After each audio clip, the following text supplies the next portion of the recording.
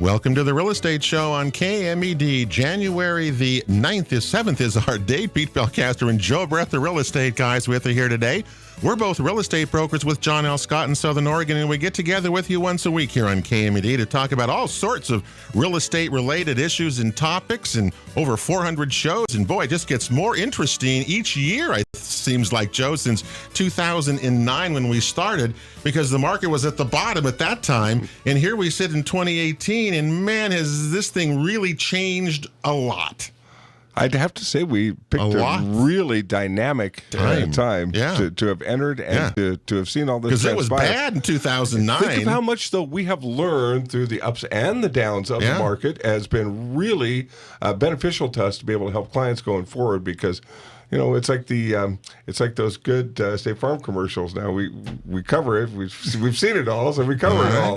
Well, you learn. Jim Remley is a managing principal broker at John L. Scott, the Medford and Ashland offices, and it joins us. We get Jim to come down the first show of the year, and then halfway through the year to see if he was right on the other previous 6 months that he's predicted things for us, right? Good. Yeah, not too bad. Yeah. So first of all, Happy New Year to you. Welcome to the show, sir. Thank you, Pete. Thank you, Joe. It's a pleasure to be here. So here we are. I mean, years go by fast, as you know. And here we are in 2018. Last year, tell us about what you thought of the market here in Jackson, Josephine counties, the year we just completed. You know, it was different than 2016 in that it was a challenging year for inventory. I mean, it's a supply and demand kind of market that we're in real estate, and you need supply to be able to sell homes. And so we just had a real supply challenge, and we had about throughout the year it was bumping between 20 and 30% less inventory than we had the year before. In the previous year. Yeah. So I mean, that makes it challenging for buyers to find the home of their dreams. But you know, for those realtors that were out there working hard and you know, turning over every rock and going back and looking at old clients and really knocking on doors and advertising and marketing themselves, they were still able to find the inventory. Our office ended up selling just shy of $760 million in real estate. Wait, $760 million. Yeah. So you know, we're shooting for the billion in 18 months, but we haven't quite got there. You know, we're gonna get there. But you know, the inventory was the biggest challenge. That exceeds some of those peak years of like the whole market. What local agencies were able to do at the boom. No question. Yeah. Well, I remember Bob Gervais, you know, our good friend who died from Remax. He was in here a number of years ago. He said in 2005, which was their biggest year, they did $550 million. And look at $760 million. That was my reference point. A few years later. That's amazing out of that. And really, if you add that up, then the industry here in Jackson, both counties, it's just shy of $4 billion in real estate sales. That's $4 billion. That's incredible. It's eye-opening. A lot of money. Our average sales price, interestingly, last year went up significantly. The year before was about $258,000 for our company, and we went to $325,000. Wow! So, in 1 year. Yeah. Doesn't mean every home's that, but that's the average of what it was last year. Why do you think there is low inventory? It's been a problem now for a number of years. What's causing it? There's a lot of theories about it, but one of the theories is that because of low interest rates, people are more reluctant to leave their low interest rate purchase that they made. You know, so they're in at 4 or 5%, less excited about moving on. That's one reason. Another reason is people are staying in their homes longer. I mean, the average tenure of somebody that's been in the house, according to NAR, the National Association of Realtors across the country, is now at about 10 years, 10 to 12 years. Yeah. And prior to the big recession, we call it the Great Recession, right? The average tenure was 6 years. Right. 6 to 7 years. I remember that. Yeah. So, you know, it's roughly doubled in how long people are staying in their home. Lots of reasons. People may have gotten hurt financially and they're just kind of still in recovery mode. I think there's been some reluctance to make another real estate move because they don't want to repeat the past. And I think there's some of that out there. What's changing now, though, is household formation. So for many, many years, the millennials were, I wouldn't say trapped, but sort of trapped in their mom and dad's house because they couldn't find a job. And now they're getting jobs. There's obviously the economy is good. Yeah, yes, it is. And they are exiting the home. And as soon as they exit, of course, they rent. And then when they get tired of renting, they become homeowners. So our 1/3 of the buyers in the market now are millennials. And the millennial generation is actually bigger. A lot of people don't realize this, bigger than the baby boomer generation, which was massive in our history. Millennials is a bigger generation. So it's going to be a massive impact on the real estate market going forward to the next 10 to 20 years. And one other little factor that's in play right now is sellers don't know where they're going to land. Where they're going to go. Good point. Yeah, Joe. That is, and that's it. I mean, it's kind of a catch-22. When they see that there's low inventory, then they don't want to list their own house. Where am I going to move? Where am I going to go? Exactly, yeah. What do you think the impact is of or what are you hearing about out-of-staters? Out-of-staters coming here? It used to be about 40% of the sales. I wonder if that's increased or whatever. But what do you think? What are you hearing about that? We still get a tremendous. At John L. Scott, we get a lot of out-of-state clients coming in. Of course, we're the first over the border from California, so naturally we're the first point. Plus, we have the climate is the most similar in Oregon to California, so a lot of people come here from California, but all over. I think it's always fascinating to me how many people I talk to that come here from Hawaii. I hear that all the time. Yeah, really? Like, really? Yes, Why are you coming here from Hawaii? Yeah. But I hear that Alaska. We are definitely a retirement destination because of our climate, because of the cost of living. Although we may think it's high relative to other parts of the country, it's still relatively low. What happened last year in terms of price-wise in our valley? As you say, the average went up for John L. Scott, obviously, but prices vary. So tell us where the prices are. We haven't got the year-end number yet, but we should have the year-end number in the next week or so. It was averaging about an 8%. Depending on the area that you lived in, about an 8% increase over 2016. 8%. Yeah, 8, okay. We'll see if it comes in 8 to 10. Right. It was less than double digits. Thank goodness. Okay. Yeah, that's good. You don't want to see double digits. We knew that wasn't sustainable. Yeah. No. And I just got a report I presented at our Tuesday morning meeting that gave from Pulse Economics. So what they do is they interview the top economists across the country, 112 of the top economists. They say, what's your prediction for going forward the next 5 years?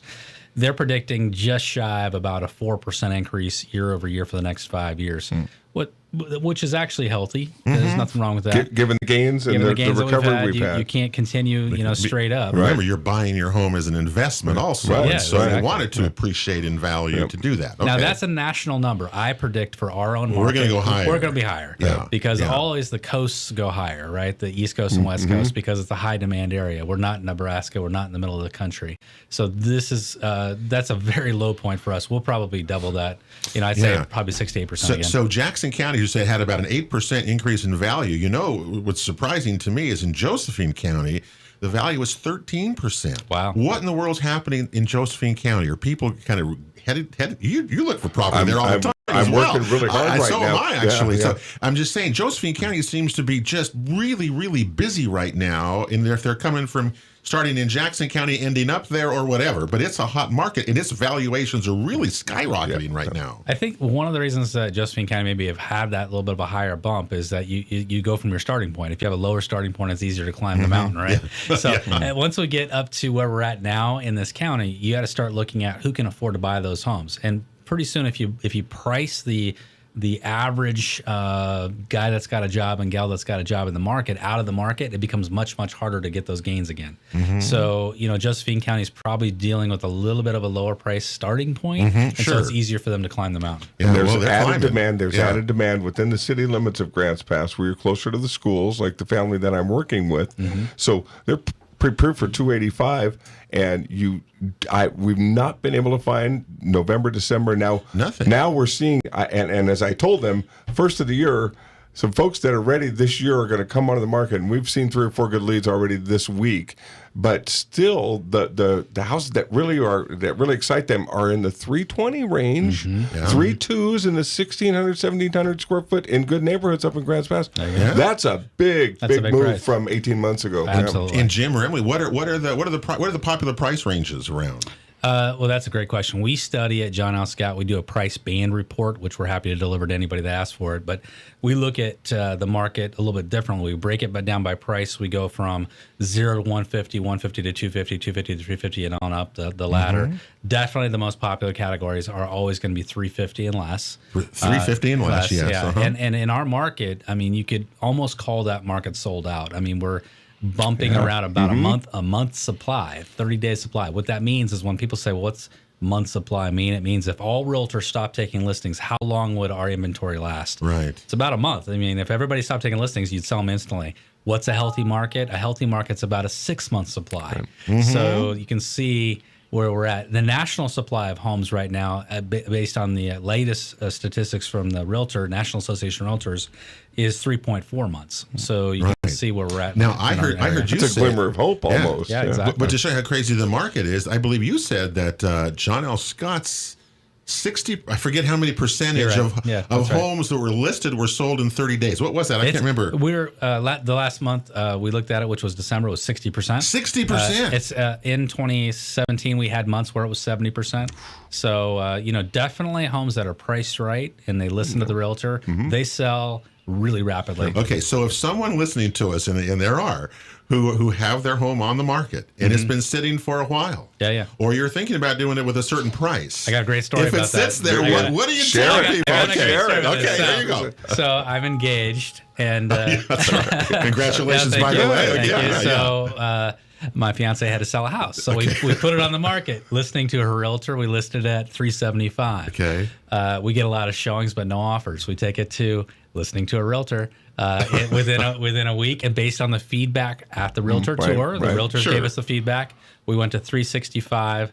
We just closed it today at drumroll. Okay. Yes. What? 345. 345. Wow. So even with an experienced realtor at your side, sometimes you can miss the mark on pricing when you go in. And what's funny is I was emotionally attached to the house, and I didn't listen to myself. So the best advice I can give you is if you don't get activity in an offer in the first week or two, and you are in the city limits of Central Point, Medford, Ashland, you got to take action, get that price down, and get it sold. You had to take the advice that you give all of us brokers when we come to you and say this property's not moving. Reduce the price. What's going reduce the on? price. Yeah. It's all price. Yeah. Everything is price. What price? And tell me about not location, but condition of the property. Now, I found that buyers are wanting the places that they're buying. They're spending a lot of money. That they want them move-in ready. They don't want to have to do. They don't want to have to do a lot of repairs to do anything. Are you seeing that at all? Absolutely. So when we sit with a seller, we say there's three things that's going to affect the sellability of your home. It's like a three-legged table. One of them is out of alignment. Your home won't sell. Number one, drum roll, price. Okay, we talked about that. Yeah. The second one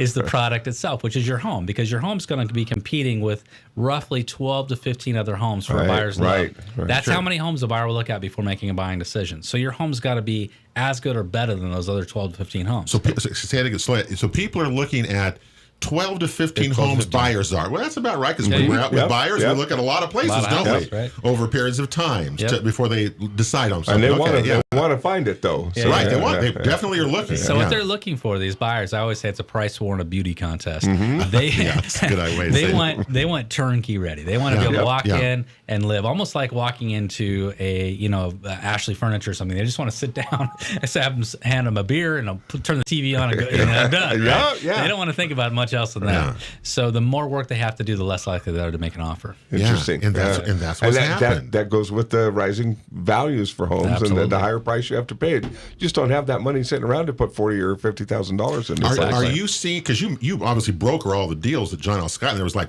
2,300 of them, I think, something like that last year. God, your hand must just get sore. Well, we have a team of brokers. It's not just me. All right, well, you broker those things. So tell us about the issues of multiple offers for people. I know listeners talk about, I don't want to get into these kind of situations. Did you see an increase in that, or tell us where that stood last year? I think we had less multiple offers in 2017 than we did in 2016. We still saw it, definitely. Okay. But there wasn't quite the frenzy of multiple offers that we saw in 2016. But it's something to expect as a buyer. If you are seeing a home that's just come on the market, that's brand new to the market, often we still see multiple offers. What about appraisals? How did that work for the year? Because we had appraisers in here. We had agents in here. We talked about appraisals, all year. Some people liked them, don't, but whatever. Tell us your experience with appraisals this last year. Well, we're seeing, appraisers are always late to the party. They're the ones that are really going to be analytical about all the numbers. And a lot of people don't realize what an appraiser's job is. Appraiser's job, number one, is to protect the bank's interest, not the buyer, not the seller. Yeah. And you got to remember, the bank is the one putting the money in. So they're protecting the bank. And so when they look at the value of a property, they want to make sure that if for any reason that bank had to foreclose, they could get the equity back out and pay the bank back.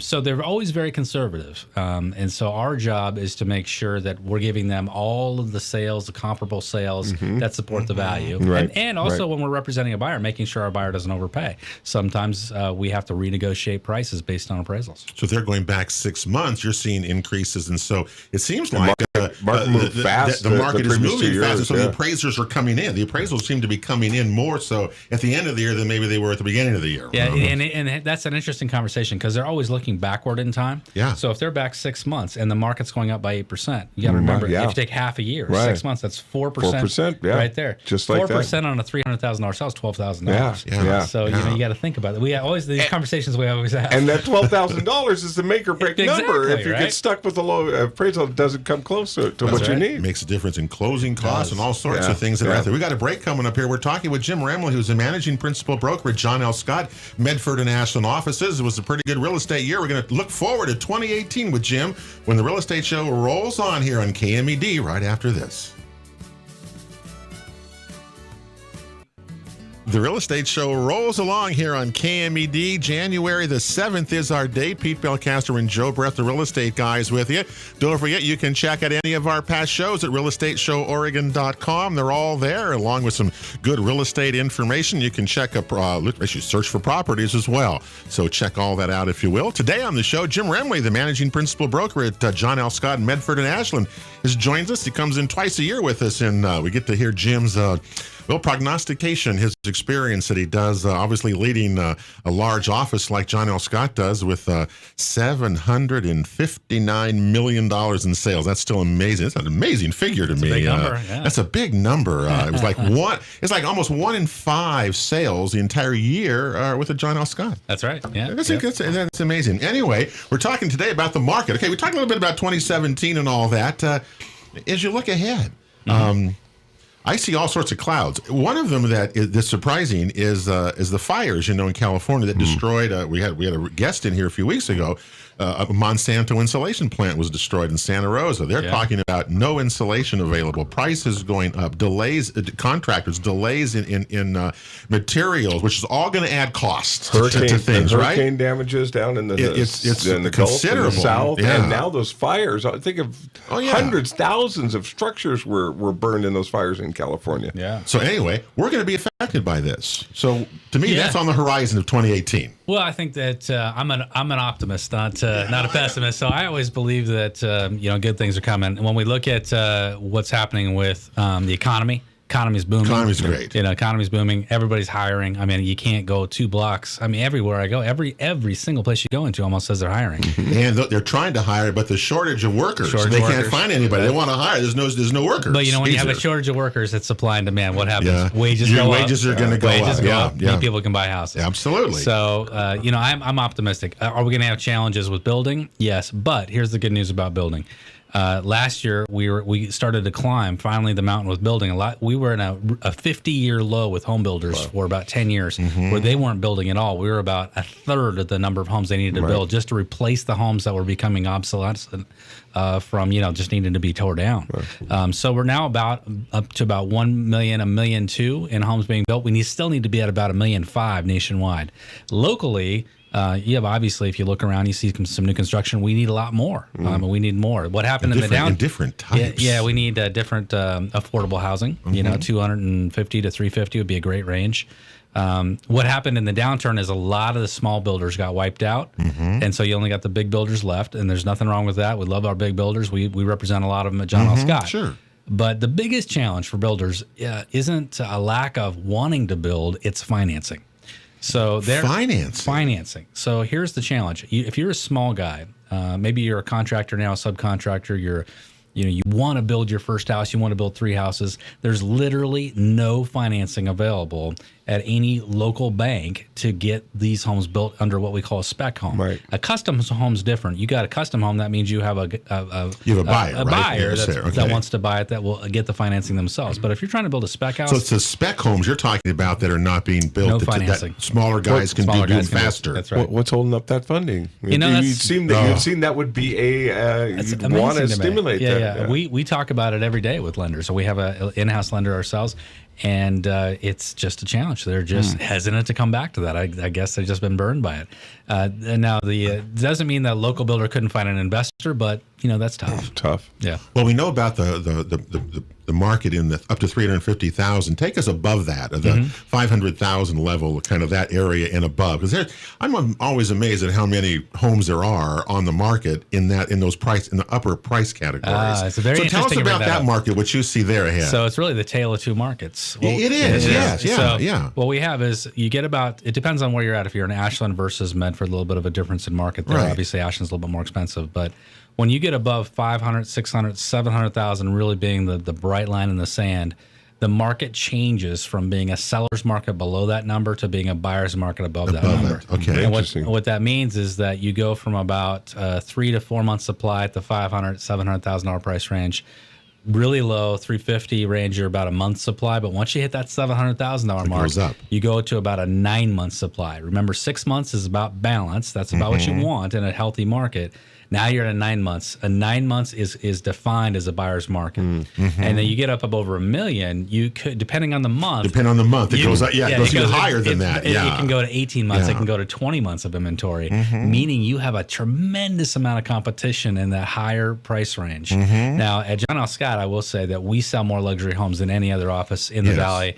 And we're very proud of that fact. In fact, I just did a study last 6 months. I think we sold 250 properties over $500,000. Wow, so really? We definitely are experts at selling the high-end property. Absolutely. But it's a challenging market with a very narrow buyer pool, and you have to market those homes extremely well to attract a buyer. Tale of two markets. All of that goes into that is really takes the expertise of those agents that have done it for a long time and known the game inside out. Yeah. You're right. Yeah. Our good friend Cheryl Chamberlain in our office, and she sold like one of the highest she did $4 million deal, but she had been working with these people for years. Yeah, and that's right. But that does, so they do sell, but they don't sell very quickly or very fast. Very small buyer pool. And you think that's going to continue, don't you? I mean, I don't see that changing too much. We have a lot of inventory there. It'd take a long time to sell off all that inventory. Yeah. What can change, though, is as more buyers come from other areas that have more money, it could rapidly change. So we just don't know if they're going to start to unleash. You don't know that comes. Those buyers that come with all that money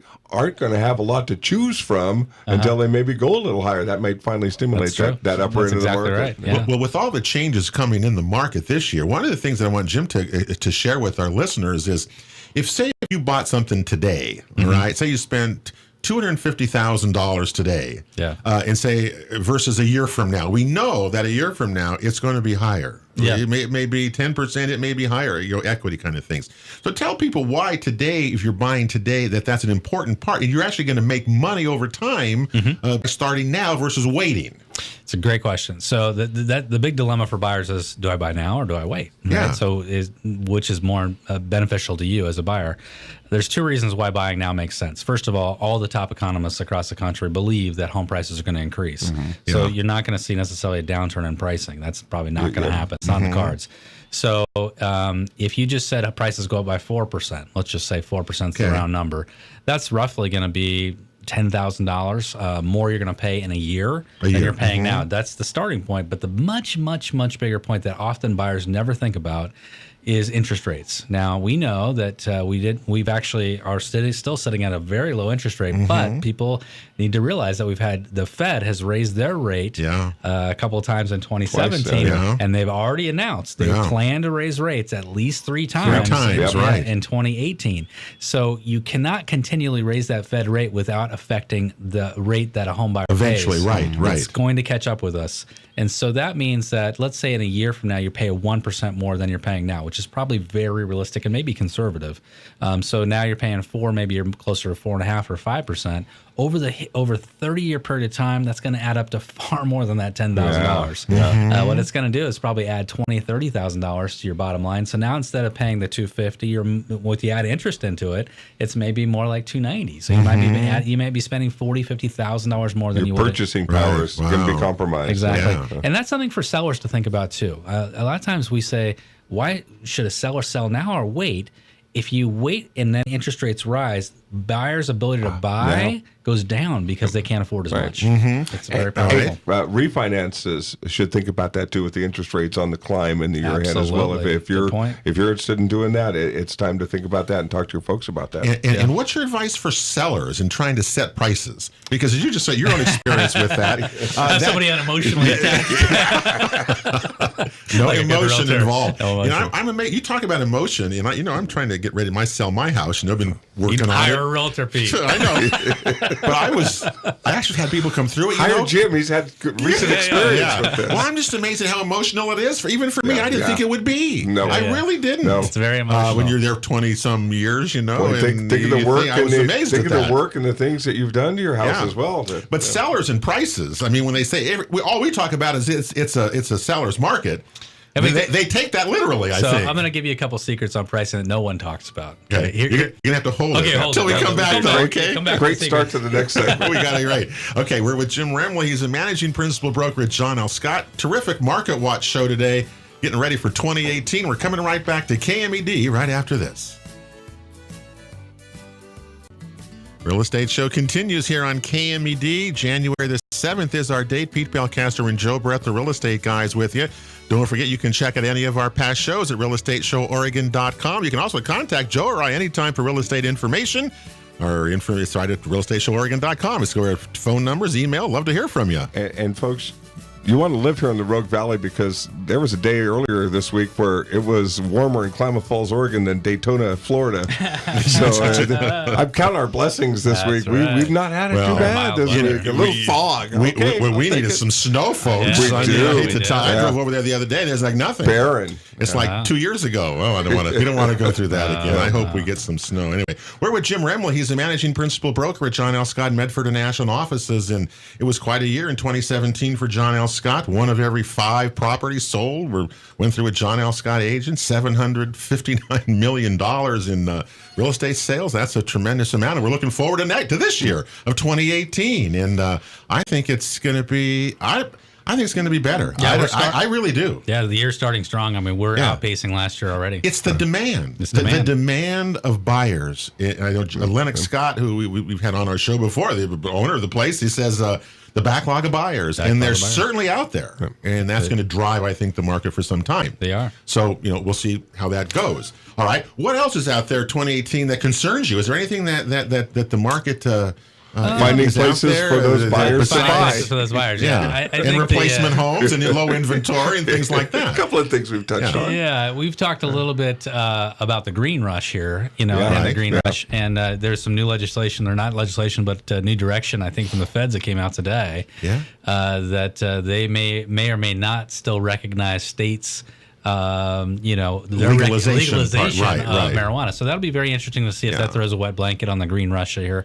We've certainly seen agricultural properties rise in value dramatically over the last 3 or 4 years. Whereas they wouldn't have before. Has that slowed down, do you think, now? It seems like it has to us. I think, again, that's supply and demand. I think all the great properties were bought up very rapidly with irrigation rights, and I think there just hasn't been as much to buy. I think the demand is still there, but I think what you're starting to see is a saturation point in our market. So there's only so many, people that are going to buy the product. That's what we've been saying for day one. How much can you sell? Except you're going to create the black market, which is what they've done. So, and good job by the federal government. Let's have 5 more states legalize marijuana, and let's start throwing a bunch of money and effort and time at I don't know how. Well, it affects real estate is what in the bottom line. It affects us, and so, but it creates jobs, it creates money. You're talking about the economy. You're talking about creating wealth. People buy homes. I mean, it's an industry that is here. We're just seeing $1 billion industry be created from zero, and it's growing pains in how they do it. It's not settled yet by any means. 19 and 20-year-old kids that are making tens of thousands of dollars in this industry already. I know, working in it. I think the other challenge, Pete, is the affordable homes, and obviously in our market where we're almost sold out, is where do young people go, and so that's a challenge. And can you as kind of like the managing guy of a big office like this, how can brokers be involved maybe in getting some of these areas that we can make it easier to add additional dwelling units onto our properties or tiny homes onto our places, alternative housing that we can have? it seems like it's so difficult to do, and it would be such a big thing for people who own property or to want to invest a little bit or have somebody to do this. Should we take a role in that, do you think? Or what? I think the Realtor organization locally and nationally does play a role in that, and that we're advocating for home ownership all the time. I think locally, the biggest thing that will impact that is the local planning commissions in each city.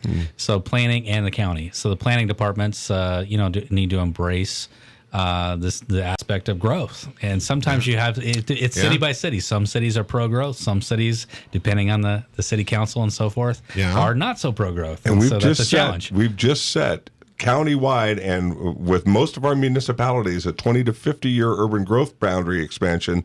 That's not going to accommodate all that we need and all of the demand that there's going to be for housing. Yeah. We're going to have to find a way to infill with the areas that we already have, or innovative ways to use more space within what we already have. And I think one of the things is you start looking at lot size. How big are these lots? Can we make them smaller? Can we utilize some land that hasn't been utilized in the past? Can we go up?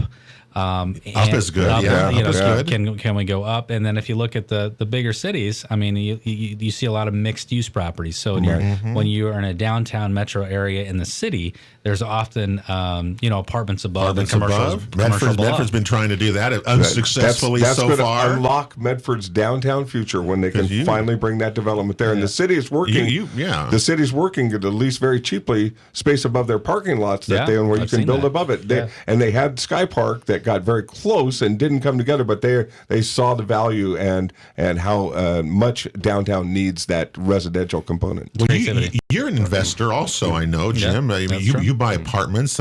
Is that still a lucrative kind of thing? Because we hear so many people changing them if they can, and some of them into vacation rentals, different kinds of things.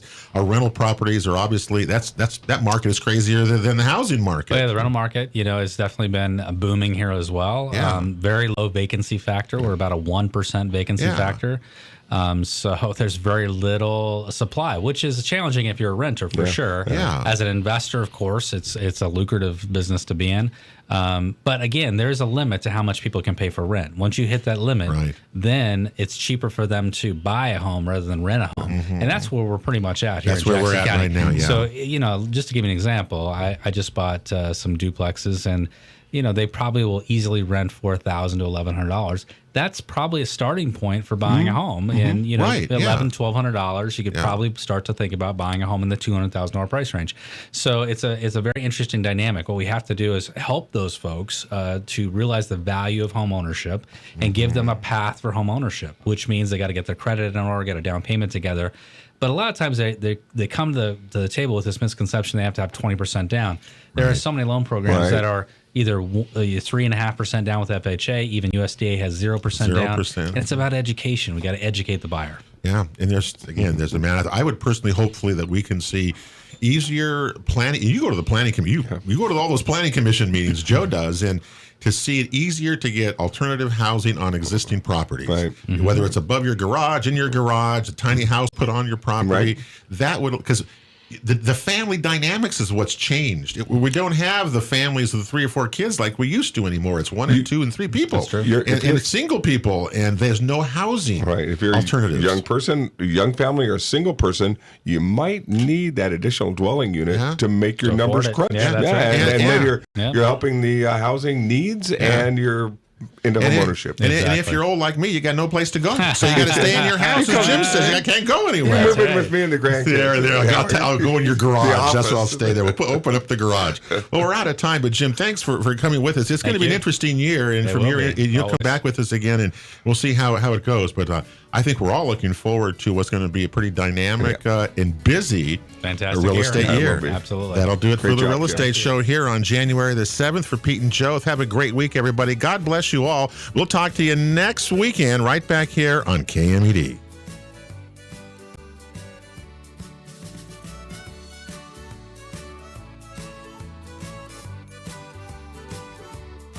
You've been listening to The Real Estate Show on KMED Radio, presented by the Rogue Valley Association of Realtors, along with John L. Scott Real Estate of Southern Oregon and Bank 34 Mortgage. For guest contact information, download our free app, or to watch a past show, visit us online at realestateshoworegon.com. This show is produced by Table Rock Productions. Join us again next weekend for Southern Oregon's one and only Real Estate Show on KMED. And thank you for making the Real Estate Show part of your weekend.